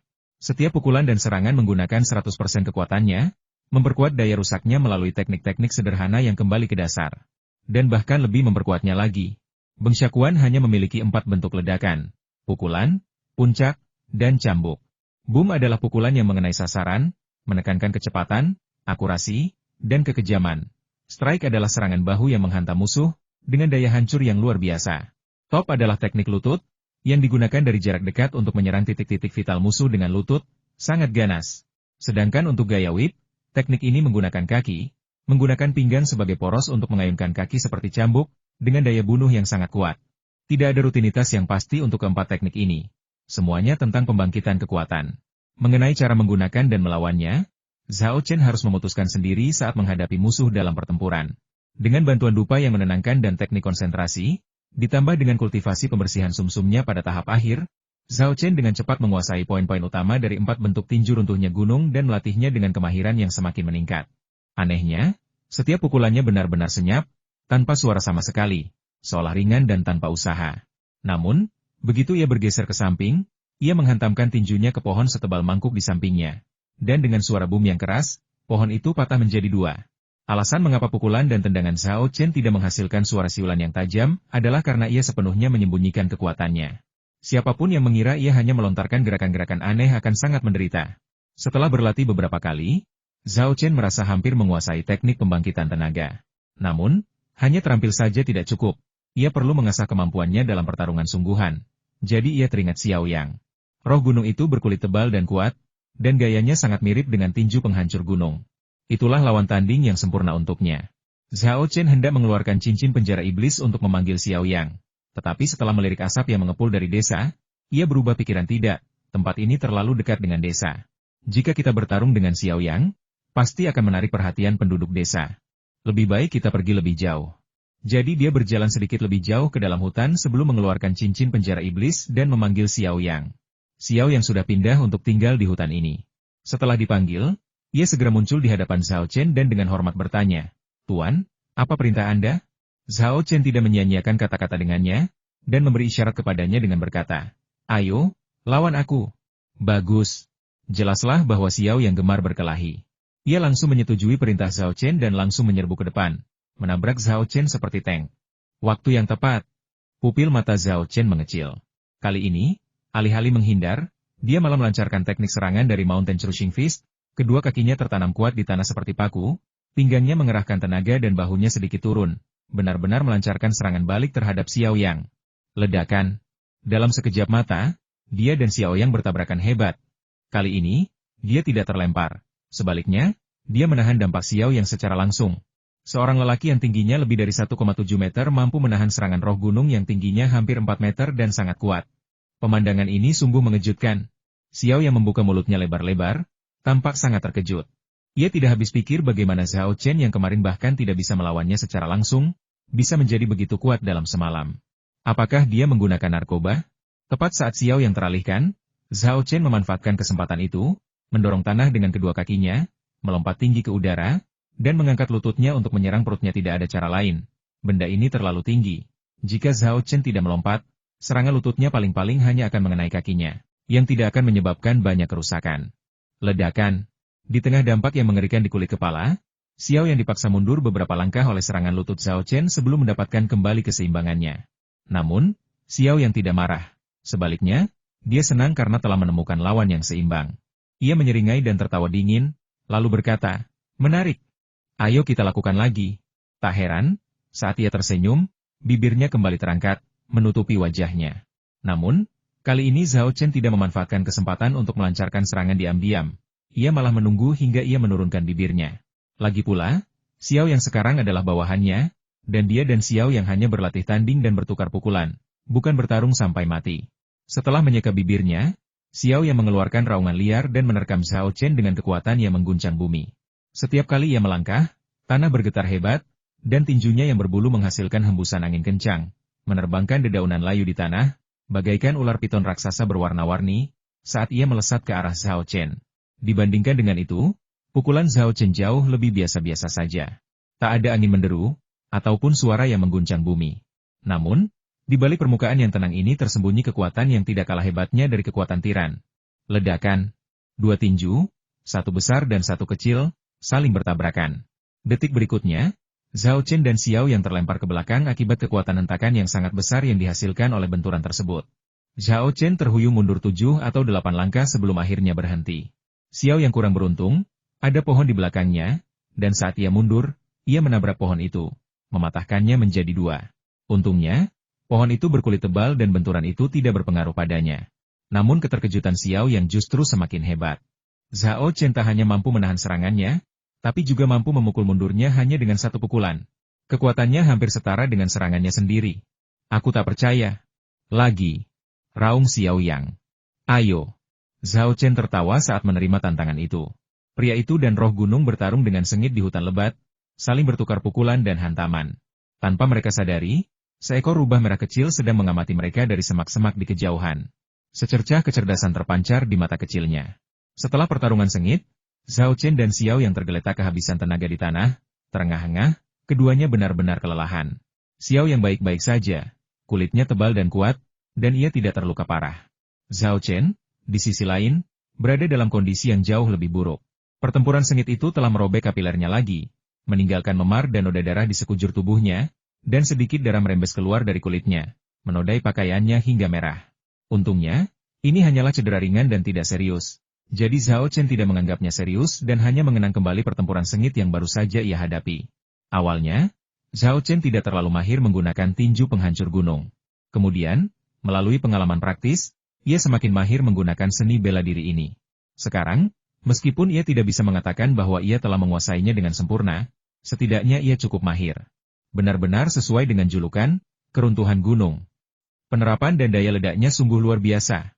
Seru Zhao Chen, terengah-engah. Dengan seni bela diri ini, ia berhasil beradu langsung dengan Xiao yang tanpa terkalahkan. Kalau itu bukan luar biasa, apalagi, setelah beristirahat cukup, Zhao Chen bangkit dari tanah dan memperhatikan bahwa pepohonan di sekitarnya telah mengalami cukup banyak kerusakan akibat pertempuran sengit tadi. Sebagian besar pohon yang lebih tipis patah. Pohon-pohon yang lebih tebal juga dipenuhi bekas-bekas hantaman keras, sehingga tampak seperti baru saja dilindas ekskavator. Zhao Chen berdiri, menanggalkan pakaian musim gugurnya yang berlumuran darah, dan menggunakannya untuk menyeka keringat dan darah dari tubuhnya. Untungnya, dia sudah menyimpan mantelnya di ring penyimpanan sebelum pertarungan dimulai. Kalau tidak, mantelnya pasti sudah rusak. Dengan statusnya saat ini, dia tidak akan peduli dengan mantel, tetapi mengenakan mantel compang-camping atau menggantinya dengan yang baru pasti akan menimbulkan kecurigaan dan masalah. Melepaskan pakaian dalam termalnya yang usang, Zhao Chen mengeluarkan sekantong sup pengaktif darah dari cincin penyimpanannya dan menggunakannya seperti minyak safflower, mengoleskannya pada memar di tubuhnya dan menggosoknya dengan kuat. Dalam sekejap, memarnya menghilang. Untungnya, Lu Qing dan ayahnya tidak melihat kejadian ini, kalau tidak mata mereka pasti sudah keluar dari rongganya. Dalam pikiran mereka, sup pengaktif darah merupakan obat suci untuk penyempurnaan tubuh. Tetapi Zhao Chen justru menggunakannya seperti minyak bunga matahari, yang mana hanya membuang-buang sumber dayanya yang berharga. Tidak ada yang dapat mereka lakukan, Zhao Chen mampu menyia-nyiakan semuanya. Setelah perawatan cepat, Zhao Chen mengeluarkan sepasang baju musim gugur baru dari cincin penyimpanannya dan memakainya. Bahkan jika ia berganti pakaian di baliknya, tak seorang pun akan menyadarinya. Terutama karena warna dan gaya baju musim gugur baru Zhao Chen sama persis dengan baju-bajunya sebelumnya sengaja membeli selusin untuk berjaga-jaga. Setelah selesai, Zhao Chen melirik Xiao Yang, berniat memberinya sup pengaktif darah. Tetapi setelah mengamati lebih dekat, ia mendapati makhluk itu hanya sedikit lelah dan tidak terluka. Ia pun tak kuasa menahan diri untuk berseru. Seperti yang diharapkan dari roh gunung, kekuatan fisiknya sungguh luar biasa. Sungguh patut ditiru. Dia hampir tidak bisa menahan kekuatan Xiao Yang. Tetapi dia jauh lebih lemah dalam hal kekuatan fisik, dan dia masih perlu bekerja keras untuk berkultivasi. Pada saat ini, rubah merah kecil, yang bersembunyi di semak-semak, melihat bahwa mereka telah berhenti berkelahi dan keluar, berlari ke arah Zhao Chen. Zhao Chen sekilas melihat sesuatu yang melesat ke arahnya dari sudut matanya. Tanpa berpikir panjang, ia berbalik dan menendang. Tepat saat hendak menyerang rubah merah kecil itu, ia akhirnya melihat dengan jelas apa yang sedang menyerangnya. Terlebih lagi, karena rubah merah kecil itu tidak memancarkan niat membunuh atau permusuhan, ia segera menghentikan serangannya.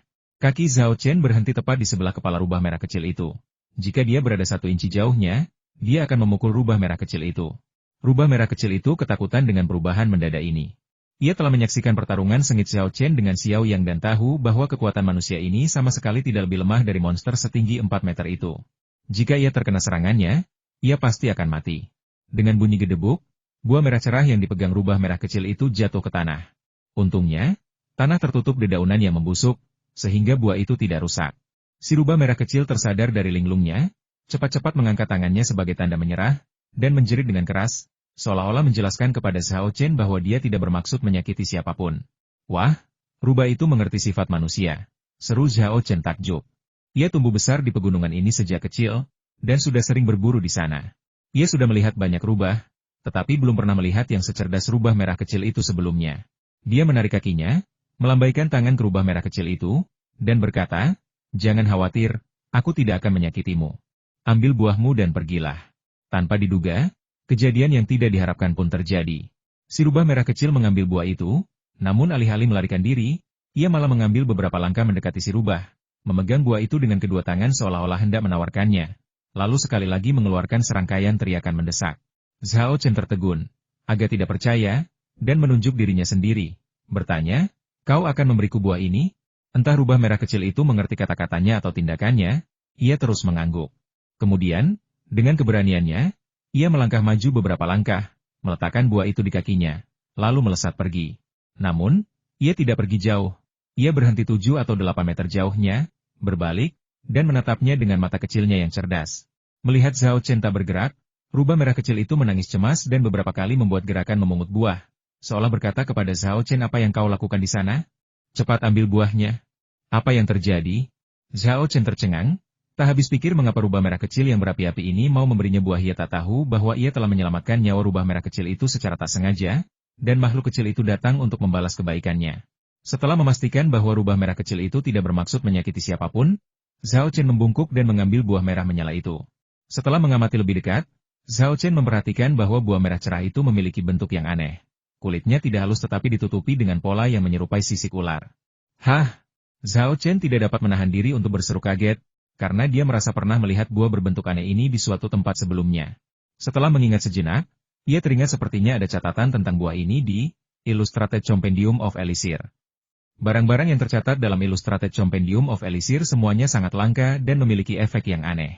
Buah ini sebenarnya termasuk di dalamnya. Mungkinkah ia juga merupakan elixir yang langka dan kuat? Zhao Chen segera membuka halaman informasi, menampilkan Illustrated Compendium of Elixir, dan mulai membolak-baliknya dengan cepat. Setelah mencari cukup lama, saya menemukan ilustrasi yang persis sama dengan buahnya, beserta catatan dan deskripsi terkait buah pohon ubi berwarna merah, lonjong, dan berbentuk seperti kesemek. Saat dimakan manusia, buah ini dapat membuat mereka merasa ringan dan kuat, dan saat dimakan burung dan hewan, buah ini dapat membuat mereka lebih cerdas. Ini benar-benar ramuan spiritual. Zhao Chen sangat terkejut. Ia tak menyangka akan seberuntung ini hari ini. Pertama, ia mendapatkan tinju penghancur gunung dari lembar informasi. Lalu, entah kenapa, ia bertemu rubah kecil yang menawarkan buah spiritual. Mungkinkah ini hadiah karena menyelamatkan desa Xiaqia dan menghukum Tuan Sang? Perbuatan baik memang ada balasannya. Melihat Zhao Chen sudah lama tidak menyentuh buah ubi, Rubah merah kecil itu mengira ia tidak tahu buah itu bisa dimakan. Ia menggaruk telinga dan pipinya dengan cemas, memanggil dan memberi isyarat dengan cakar kecilnya agar Zhao Chen segera memakannya. Ekspresi dan gerakannya sangat menggemaskan sehingga Zhao Chen tidak bisa menahan tawa. Baiklah, karena ini tawaranmu yang baik, aku tidak akan menolak. Meskipun aku masih tidak mengerti kenapa kau mau memberiku buah ubi itu, kata Zhao Chen sambil menyeka ubi itu ke pakaiannya sebelum menggigitnya. Rasa manis yang menyegarkan langsung memenuhi mulutku. Rasa buah ubi jalar ternyata sangat lezat, agak mirip apel, tetapi dengan lebih banyak sari buah dan rasa yang lebih manis. Hanya dalam beberapa gigitan, Zhao Chen menghabiskan buah ubi itu dan menelannya. Hanya menyisakan bijinya di tangannya. Biji buah ubi jalar agak mirip biji buah persik, hanya saja kulitnya halus dan tanpa kerutan, dan warnanya sama dengan buahnya sendiri merah tua. Karena tingkat kemerahannya berbeda-beda di setiap daerah, sekilas tampak seperti diselimuti bola api. Xiao yang mendekat, intuisinya yang tajam mengatakan bahwa buah Yanmu pastilah hal yang baik. Ia tidak berani bersaing dengan Zhao Chen untuk mendapatkan buah itu. Melihat Zhao Chen telah menghabiskan daging buahnya dan hanya tersisa bijinya, ia mendapat ide. Sambil tersenyum patuh, ia menunjuk biji buah itu dengan ibu jarinya dan berkata, "Tuan, bolehkah saya mengambil ini?" "Tidak." Zhao Chen menolak dengan tegas. Xiao yang merasa sedih dan sangat kecewa. Jelas, pasti ada sedikit ki yang tersisa di lubang buah ini. Kalau tidak roh gunung ini tidak akan begitu tergoda. Kemunculannya membuat Zhao Chen terkekeh, lalu ia menjelaskan, bijinya tidak bisa dimakan. Saya berencana membawanya kembali ke pusat penanaman tanaman obat Cina untuk dibudidayakan. Jika saya berhasil membudidayakan pohon Yanmu, saya akan memiliki persediaan buah Yanmu yang berkelanjutan untuk dimakan di masa depan. Mendengar ini, mata Xiao yang langsung berbinar, dan ia berulang kali berkata, "Guru sangat bijaksana. Begini saja, begini saja." Zhao Chen dengan hati-hati menyimpan biji buah itu, merasa tidak sopan jika tidak membalasnya. Rubah merah kecil telah memberinya buah Yanmu, jadi ia harus membalas budi dengan sesuatu yang baik. Namun, ia tampaknya tidak memiliki sesuatu yang cocok untuk rubah merah kecil itu. Setelah berpikir sejenak, ia mengeluarkan beberapa dupa penenang, pil penguat tulang, dan sup pengaktif darah dari cincin penyimpanannya dan memberi isyarat kepada rubah merah kecil itu si kecil. "Kemarilah, ambillah apapun yang kau suka." Karena khawatir rubah merah kecil itu terlalu malu untuk mendekat, Zhao Chen sengaja mundur beberapa langkah dan mengangkat tangannya untuk menunjukkan bahwa ia tidak bermaksud jahat. Mata rubah merah kecil itu melirik ke sekeliling, dan sepertinya ia mengerti maksud Zhao Chen. Ia menjerit kegirangan dan melompat ke tumpukan pil dan ramuan. Ia melihat dan mengendus, lalu setelah beberapa saat, ia membuka mulutnya dan mengambil sebotol pil penyempurna tulang. Zhao Chen menebak, sepertinya pil pemurni tulang tidak hanya dapat melembutkan tubuh manusia, tetapi juga berpengaruh pada hewan. Rubah merah kecil itu sangat kurus dan kecil. Ia benar-benar perlu memperkuat tubuhnya. Kalau tidak, meskipun sudah makan buah ubi dan pintar serta lincah, ia akan kesulitan melarikan diri ketika bertemu binatang buas atau pemburu. Zhao Chen hendak menghampiri dan memunguti pil-pil serta ramuan lain yang berserakan di tanah. Tetapi baru berjalan 2 langkah, arus panas yang berkobar tiba-tiba meletus di perutnya dan menjalar ke anggota tubuh dan tulang-tulangnya secepat kilat. Mendesis. Zhao Chen tak kuasa menahan diri untuk menjerit kesakitan, tetapi ia tidak terlalu terkejut atau takut. Sebaliknya, ia bergumam, akhirnya tiba juga. Karena dia tahu bahwa ini adalah efek dari buah pohon ubi yang mulai menguat. Zhao Chen tahu bahwa tidak ada yang namanya mendapatkan keuntungan dengan mudah di dunia ini. Hal ini terutama berlaku untuk praktik spiritual. Apapun yang dapat meningkatkan kultivasi seseorang, baik itu pil, buah spiritual, atau obat seperti buah Yanmu, akan mengharuskan seseorang menjalani masa siksaan sebelum mencapai peningkatan. Sebagaimana dikatakan mencius ketika surga hendak memberikan tanggung jawab besar kepada seseorang, pertama-tama surga akan menyiksa pikirannya, menguras otot dan tulangnya, membuat tubuhnya kelaparan, membuatnya melarat, dan menggagalkan tindakannya, untuk memperkuat tekadnya, melunakkan karakternya, dan meningkatkan kemampuannya. Baja tidak dapat dibuat tanpa dipukul dan dipoles. Pada saat ini, dihadapkan dengan siksaan yang dibawa oleh buah Yanmu, yang harus dilakukan Zhao Chen hanyalah bertahan. Dia segera duduk bersila, mengatur napasnya, dan mulai mengalirkan teknik penciptaannya. Panas yang menyengat dari buah ubi itu mengalir ke seluruh tubuhnya, mengamuk dan menghancurkan meridiannya. Perasaan ini seperti terbakar oleh api yang berkobar, ditempa oleh kekuatan yang luar biasa. Meskipun Zhao Chen memiliki daya tahan yang luar biasa, ia tersiksa hingga hampir gila. Dia menggertakkan giginya dan bertahan dengan keras kepala. 5 detik kemudian, meridian paru-paru Taiyin tangan hancur total dan meleleh akibat energi panas yang membakar. 30 detik kemudian, semua 12 meridian hancur. 50 detik kemudian, 8 meridian luar biasa mengikutinya. Seperti halnya 12 meridian biasa. Berikutnya adalah 15 pembuluh kolateral, 12 meridian otot, 12 daerah kulit, Dalam waktu kurang dari 3 menit, seluruh sistem meridian Zhao Chen hancur, tidak menyisakan satupun yang utuh. Apakah buah ubi ini benar-benar memperbaiki tubuhku? Rasanya seperti ingin membunuhku.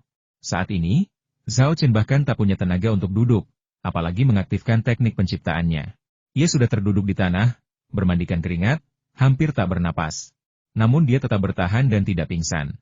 Rubah merah kecil di sampingnya menganga lebar, seolah tak percaya Zhao Chen bisa bertahan begitu lama. Saat menelan buah ubi itu, ia pingsan karena kesakitan dalam sekejap mata. Manusia ini menakjubkan. Si rubah merah kecil bergumam pada dirinya sendiri.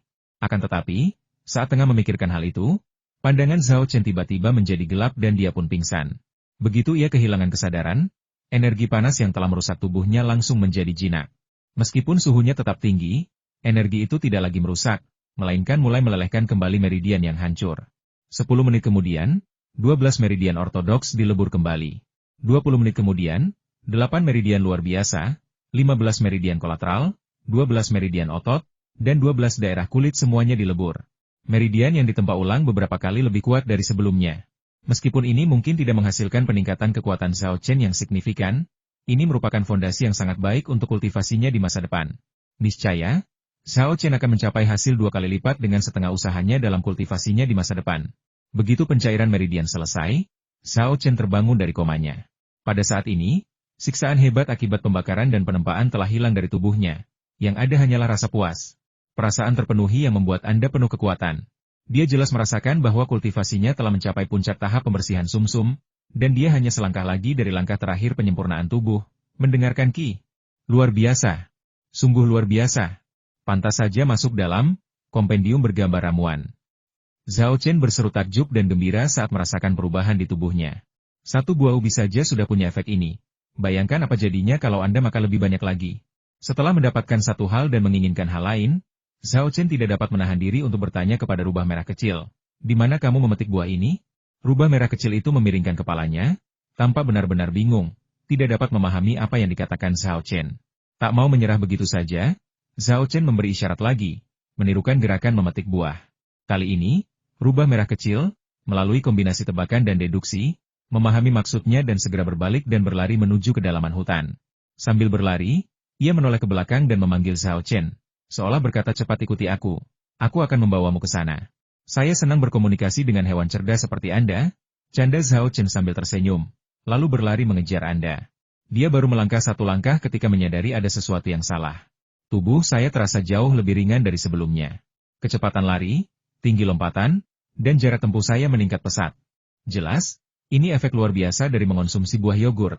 Karena tak mampu menyesuaikan diri dengan tubuhnya yang tiba-tiba lebih ringan, Zhao Chen menabrak pohon dengan suara bang. Kejadian ini terjadi berkali-kali setelahnya. Namun, adaptasi Zhao Chen terhadap tubuhnya berkembang pesat. Akhirnya, ia sepenuhnya beradaptasi dengan tubuhnya yang ringan, tak lagi menabrak pohon atau jatuh. Alih-alih, ia merasakan berbagai kemudahan yang didapat karena tubuhnya yang lebih ringan. Rubah merah kecil itu berlari sangat cepat. Jika Zhao Chen tidak memiliki penglihatan yang baik dan cepat, dia akan kehilangan jejaknya. Lebih dari setengah jam kemudian, Zhao Chen mengikutinya ke sungai di tengah hutan. Di sini berdiri sebuah pohon besar, dan selain pohon ini, tidak ada pohon lain yang tumbuh dalam radius sekitar 100 meter. Pohon ini bagaikan raja di tempat ini, dan semua pohon di sekitarnya menghindarinya dan memujanya. Dari penampilannya saja, pohon ini tampak tidak berbeda dengan pohon-pohon di sekitarnya. Namun, setelah mengaktifkan teknik pengamatan Qi, Zhao Chen menemukan bahwa pohon ini mengandung Qi yang sangat murni. Tanpa diragukan lagi, ini adalah pohon ubi ajaib. Sayangnya, pohon itu telah layu sepenuhnya dan tidak ada kehidupan sama sekali. Sayang sekali, desah Zhao Chen. Awalnya ia berencana memindahkan pohon itu ke pangkalan penanaman tanaman obat setelah menemukannya. Ia tidak menyangka pohon itu akan mati. Kemungkinan besar buah ubi yang baru saja dimakan Zhao Chen adalah buah terakhir yang dihasilkannya. Setelah sempat kecewa, Zhao Chen kembali bersemangat dan menghibur dirinya sendiri. Buah yang dihasilkan pohon Yanmu saat hampir mati tidak hanya berkali-kali lipat lebih efektif daripada buah biasa, tetapi benih yang tersembunyi di dalamnya juga sama tangguhnya. Mungkin aku benar-benar bisa berhasil membudidayakannya. Meskipun pohon ubi itu telah mati, Zhao Chen tidak ingin menyia-nyiakannya. Cabang-cabang yang layu ini mengandung energi vital, yang suatu hari nanti dapat digunakan untuk membuat artefak magis atau pil obat. Karena itu, ia berencana untuk mengambil pohon ubi itu. Xiaoyang, panggil Zhao Chen sambil menunjuk pohon Yanmu dan memerintahkan, tebang pohon ini untukku. Dia tidak membawa pisau, Tapi tidak apa-apa. Pekerjaan menghancurkan barang seperti ini cocok untuk Xiao Yang. Ya, teriak Xiao Yang, lalu melangkah maju dan mengayunkan tinjunya yang besar ke pohon ubi itu. Dalam sekejap, ia telah menghancurkan pohon ubi itu berkeping-keping dan bahkan mencabut akarnya dari tanah. Zhao Chen membuka cincin penyimpanannya dan memasukkan kayu ubi ke dalamnya. Setelah selesai, Zhao Chen melambaikan tangan kepada rubah merah kecil yang berdiri di sampingnya si kecil. Terima kasih. Kalau nanti aku menanam kembali pohon ubi dan berbuah, aku pasti akan menyisakan beberapa untukmu. Saya tidak tahu apakah rubah merah kecil itu mengerti atau tidak, tetapi ia terus melambaikan tangan dan kakinya dan berteriak, tampak sangat bahagia. Zhao Chen lalu berpesan kepada Xiao Yang, janganlah mempersulitnya di masa depan, lebih baik jadilah temannya. Xiao Yang menggaruk kepalanya, tidak mengerti apa maksud temannya, tetapi tetap menjawab, aku tidak akan memakannya lagi. Zhao Chen terkekeh, menggelengkan kepala, dan tidak berkata apa-apa lagi. Meskipun Xiao Yang bisa mendengar dan berbicara bahasa manusia, pemahamannya terbatas, setara dengan orang asing yang baru belajar bahasa Mandarin. Semakin banyak ia berbicara, semakin sedikit ia mengerti, dan semakin besar kemungkinan timbul kesalahpahaman. Aku pergi sekarang. Sampai jumpa lagi nanti. Hari mulai larut, jadi Zhao Chen melambaikan tangan kepada rubah merah kecil itu dan berbalik untuk pergi. Rubah merah kecil itu tidak pergi, tetapi tetap menjaga jarak sekitar 10 meter, mengikuti di belakang Zhao Chen. Situasi ini, tentu saja, tidak luput dari perhatian Zhao Chen, tetapi ia tidak menghentikannya. Rubah kecil ini tidak berniat jahat padanya. Sebaliknya, ia telah berjasa padanya. Jika ia ingin mengikuti, ia akan membiarkannya. Perjalanan pulang lebih cepat daripada perjalanan ke sana. Tak lama kemudian, Zhao Chen keluar dari hutan dan tiba di pangkalan penanaman tanaman obat. Saat itu, area penanaman tanaman obat tampak sepi dan kosong. Cai De dan yang lainnya yang awalnya membangun rumah di sana dipanggil untuk piknik di desa. Melihat tidak ada orang di sekitar, Xiao Yang tidak terburu-buru kembali ke hutan. Ia mengikuti Zhao Chen ke dalam pangkalan tanaman obat herbal Tiongkok, sambil melihat-lihat. Setiap kali melihat tanaman obat yang menghasilkan qi, ia akan mengecap bibirnya dan menunjukkan ekspresi rakus yang meneteskan air liur. Rubah merah kecil mengikutinya dari belakang. Meskipun tidak dapat merasakan adanya qi di dalam ramuan obat tersebut, indera keenamnya yang tajam mengatakan bahwa tempat ini luar biasa dan istimewa. Makanan di sini, meskipun bukan daging, tetap lezat dan bermanfaat baginya. Ia menjilat bibirnya, ingin makan tetapi juga sedikit takut. Ia diam-diam melirik Zhao Chen dan Xiao Yang, lalu dengan cepat menggali sepotong astragalus dari tanah di sebelahnya, memegangnya dengan kedua cakar kecilnya, dan memakannya dengan suara kernyes, rasanya sangat manis. Mendengar keributan itu, Xiao Yang berbalik dan melihatnya mencuri ramuan obat. Marah, ia meraung dan hendak menyerang rubah kecil yang tak tahu berterima kasih itu. Zhao Chen segera menghentikannya, berkata, biarkan saja dia makan. Berapa banyak yang bisa dimakan makhluk sekecil ini? Lalu, ia berkata kepada rubah merah kecil itu, dia bisa makan, tapi dia tidak bisa membuang-buang makanan, mengerti? Rubah merah kecil itu benar-benar mengerti maksudnya, mengangguk dan membungkuk berulang kali, tidak hanya untuk menunjukkan bahwa ia mengerti, tetapi juga untuk mengungkapkan rasa terima kasihnya atas kemurahan hati Zhao Chen. Zhao Chen tersenyum dan mengabaikannya. Sebaliknya, ia menemukan tempat yang cocok di dasar penanaman tanaman obat, mengeluarkan biji buah ubi, dengan hati-hati memecahkan cangkangnya, dan mengubur bijinya di dalam tanah. Ada susunan ajaib yang kupasang di sini yang bisa mengumpulkan energi spiritual di sekitar. Kuharap ini akan membuatmu berakar, bertunas, dan tumbuh kuat. Setelah bergumam beberapa patah kata, Zhao Chen berbalik dan kembali ke desa. Kali ini, rubah merah kecil itu tidak mengikutinya.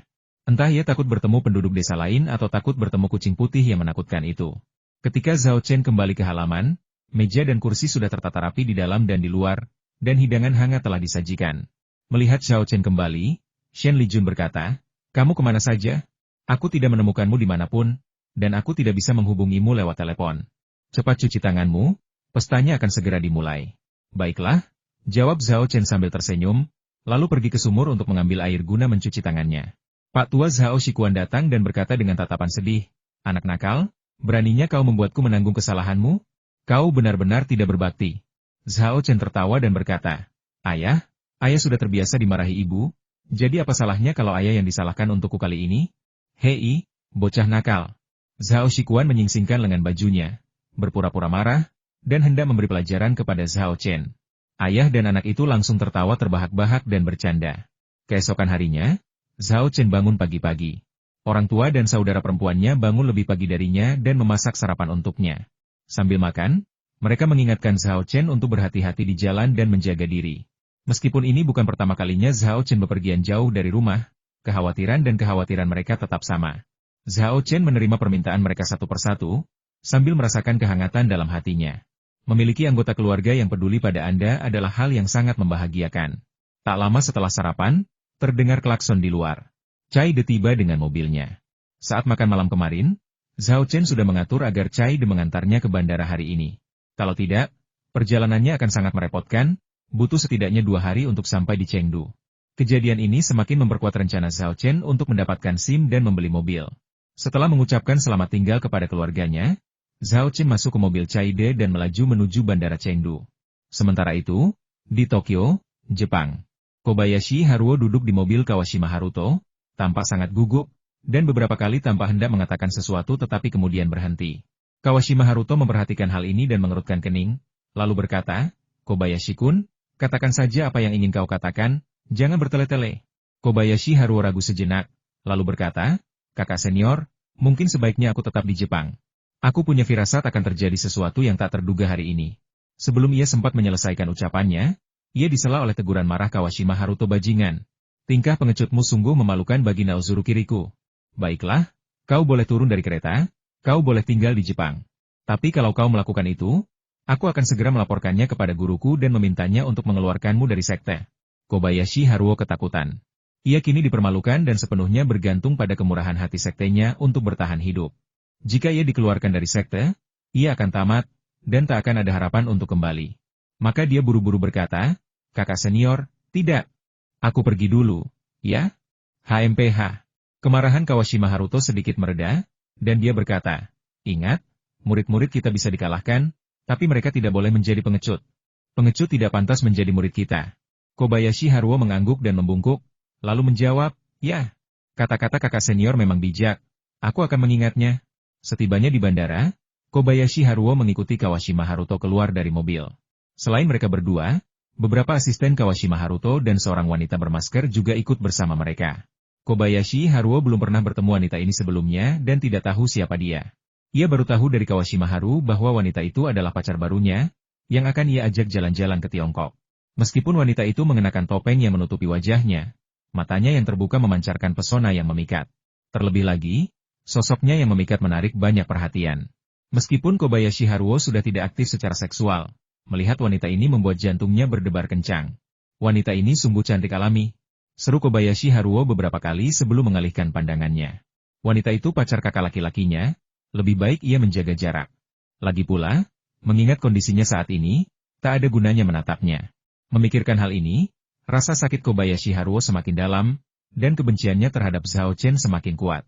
Tampaknya menyadari perubahan emosi Kobayashi Haruo, wanita yang mengenakan topeng itu meliriknya.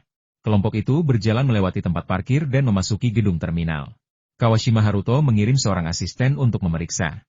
Tepat setelah Kobayashi Haruo menyerahkan paspornya kepada asisten itu, ia tiba-tiba merasa seolah-olah ada sakelar yang ditekan di tubuhnya.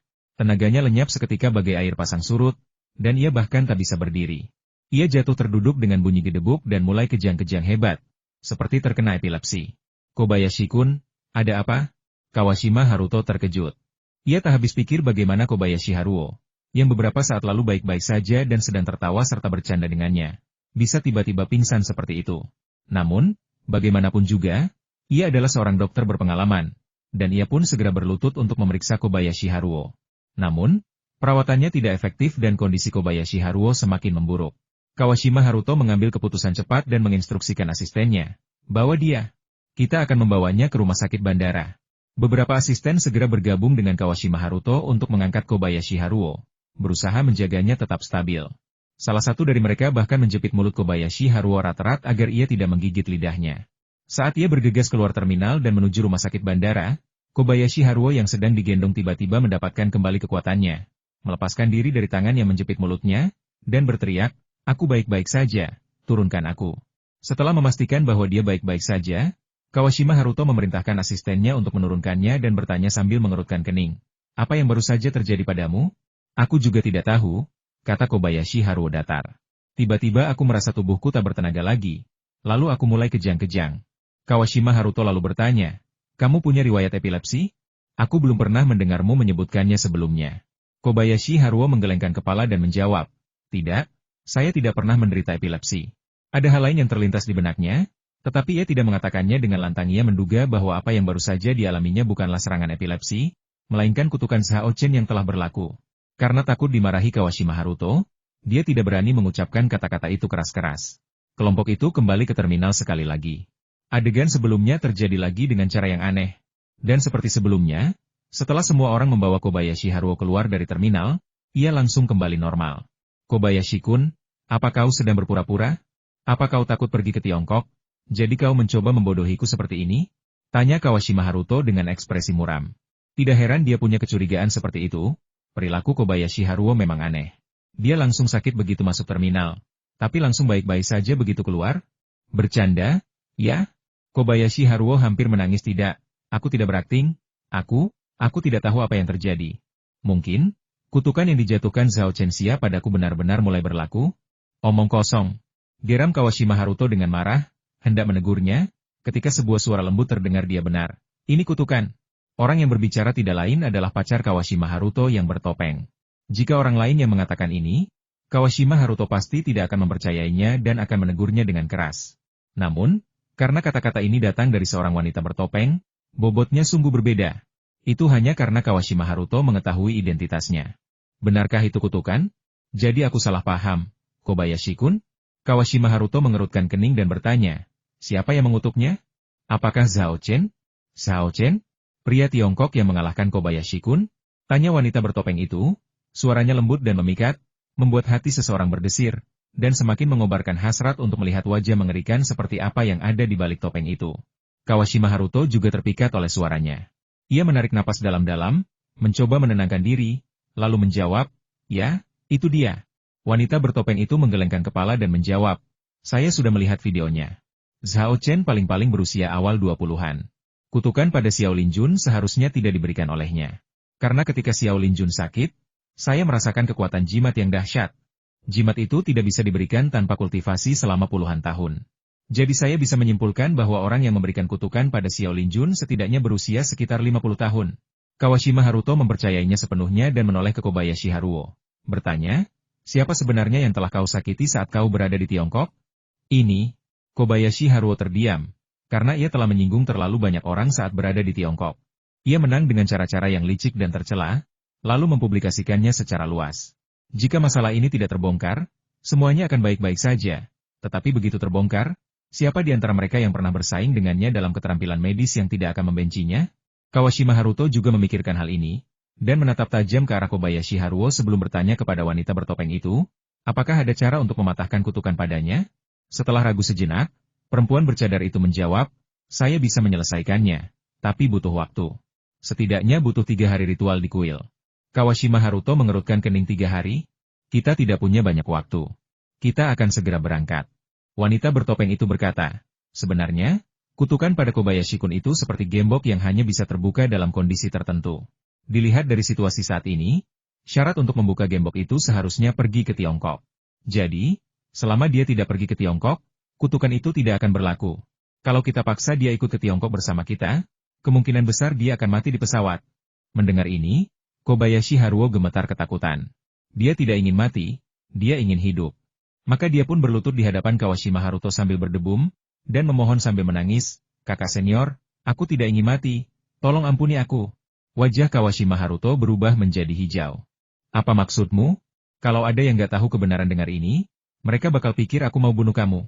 Dia menarik napas dalam-dalam dan membentak, bangun. Apa-apaan berlutut di depan begitu banyak orang? Kamu mungkin tidak malu, tapi aku malu. Baiklah, baiklah, kamu tidak perlu ikut ke Shanghai bersama kami. Tinggallah di Jepang saja. Terima kasih, kakak senior, terima kasih, kakak senior. Kobayashi Haruo segera bangkit dari tanah. Kawashima Haruto melambaikan tangannya dengan acuh tak acuh dan berkata, lihat dirimu, kau aib bagi sekte kami.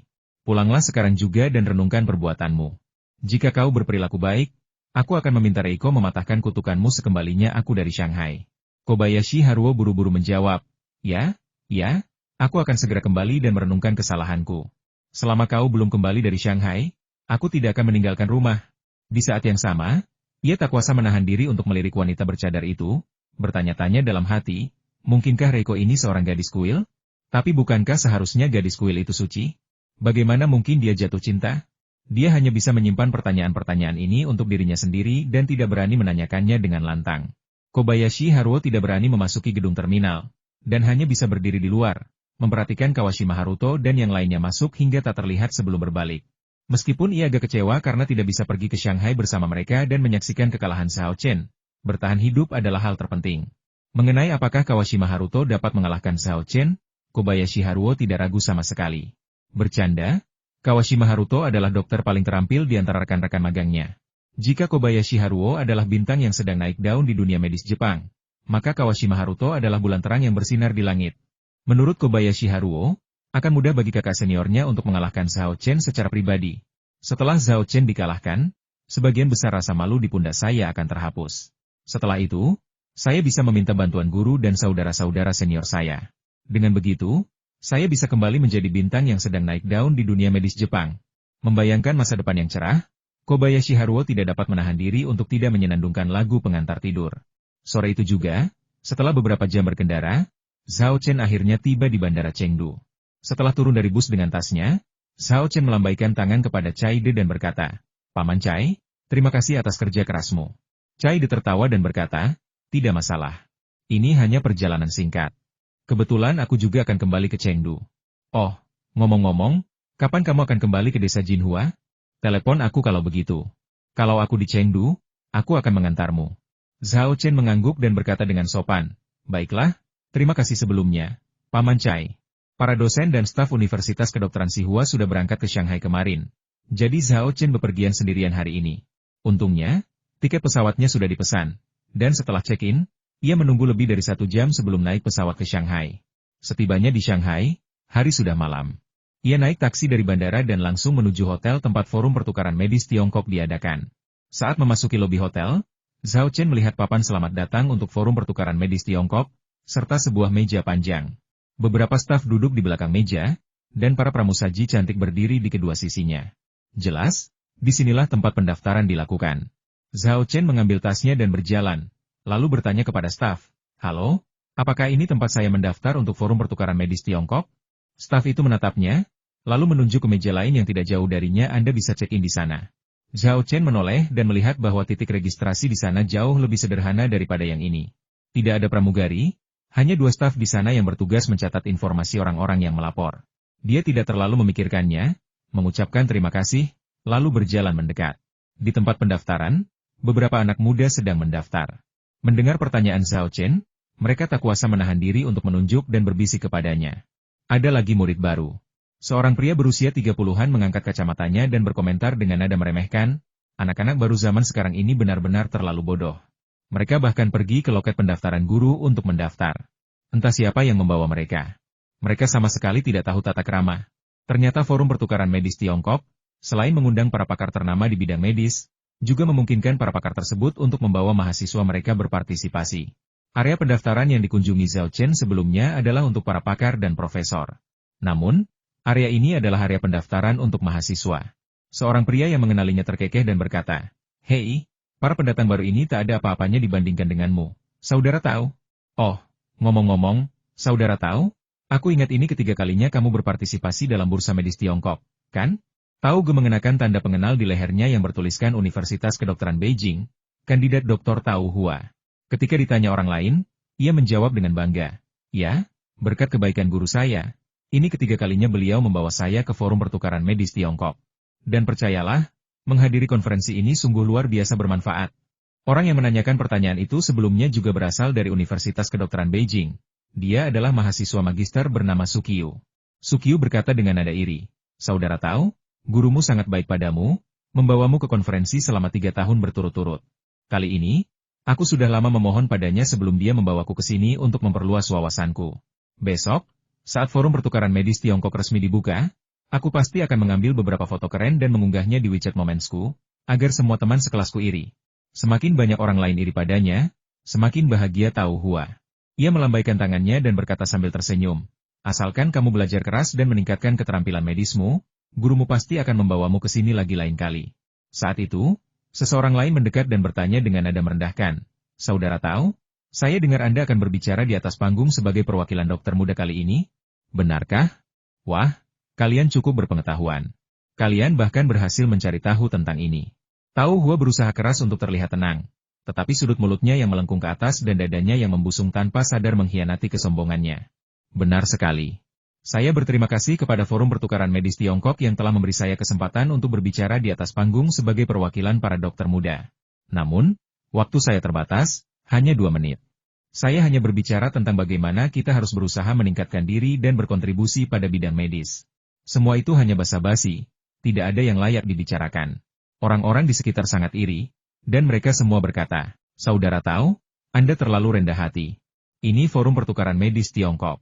Semua yang berbicara di atas panggung adalah pakar terkemuka di bidangnya. Merupakan kehormatan besar bagi Anda untuk bisa naik ke sana." Benar, kan? Berbicara di Forum Pertukaran Medis Tiongkok adalah suatu kehormatan besar.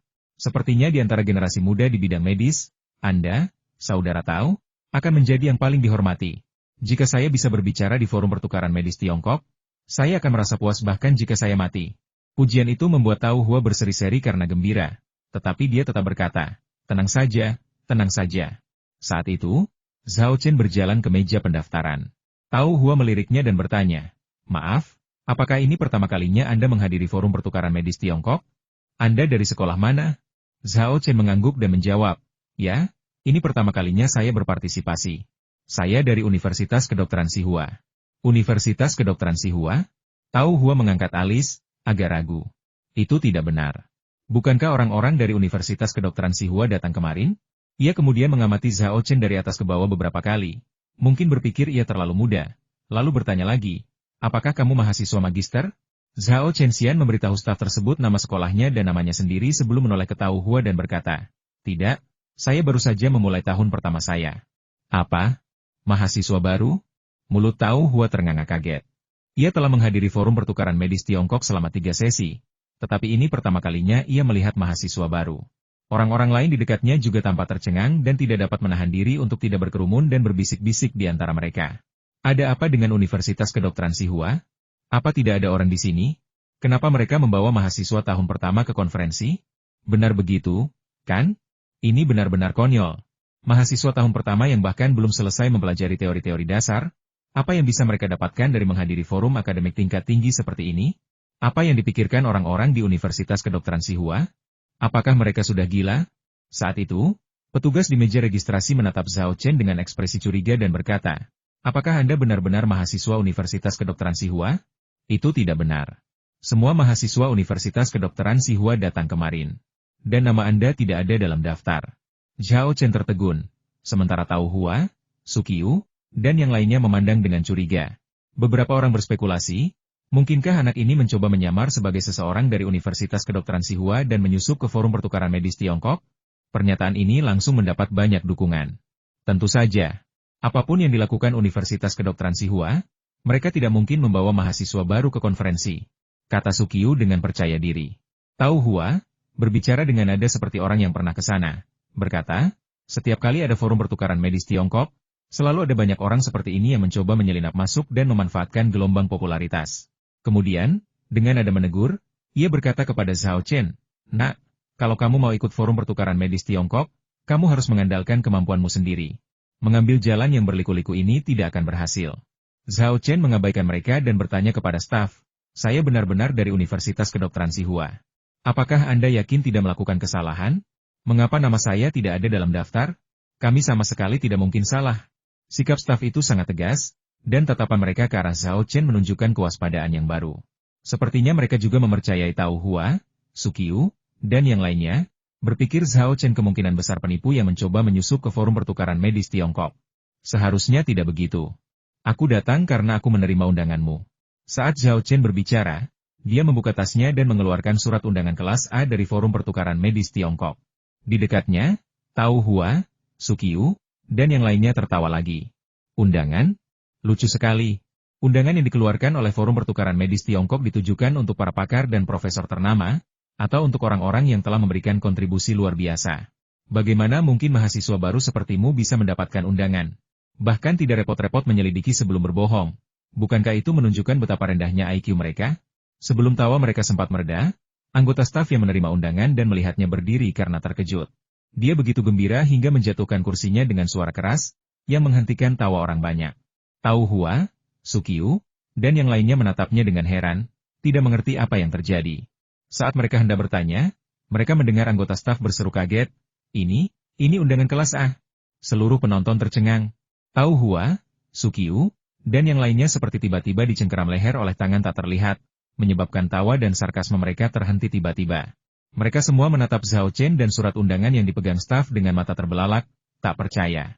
Adegannya sungguh canggung. Setelah beberapa lama, Sukyu, yang sudah tersadar, berkata dengan tak percaya, dia benar-benar punya undangan? Dan undangan kelas A? Bagaimana mungkin? Tau Hua bersikeras bahwa undangan Zhao Chen palsu. Jumlah undangan yang dikeluarkan untuk setiap sesi forum pertukaran medis Tiongkok sangat terbatas, apalagi undangan kelas A tingkat atas. Setahu saya, sejak forum ini dimulai, hanya 7 undangan kelas A yang telah dikeluarkan. Setiap penerima adalah seseorang yang telah memberikan kontribusi signifikan bagi bidang medis. Anak ini baru mahasiswa baru.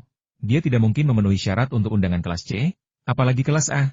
Perkataan mereka langsung mengundang tanggapan dan persetujuan dari orang lain. Kakak tahu benar. Mustahil surat undangan kelas A diberikan kepada mahasiswa baru. Undangan ini pasti palsu. Benar-benar konyol. Mereka benar-benar bisa diandalkan saat memalsukan dokumen. Mereka benar-benar mengarang surat undangan kelas A. Bukankah itu sama saja dengan terang-terangan memberitahu semua orang bahwa aku penipu? Beberapa orang bahkan mengkonfrontasi staf tersebut, dengan berkata, kalian semua berdiri di sana untuk apa? Orang ini jelas penipu. Cepat panggil petugas keamanan untuk mengusirnya, atau hubungi polisi. Akan tetapi, staf tidak melakukan apa yang diperintahkan.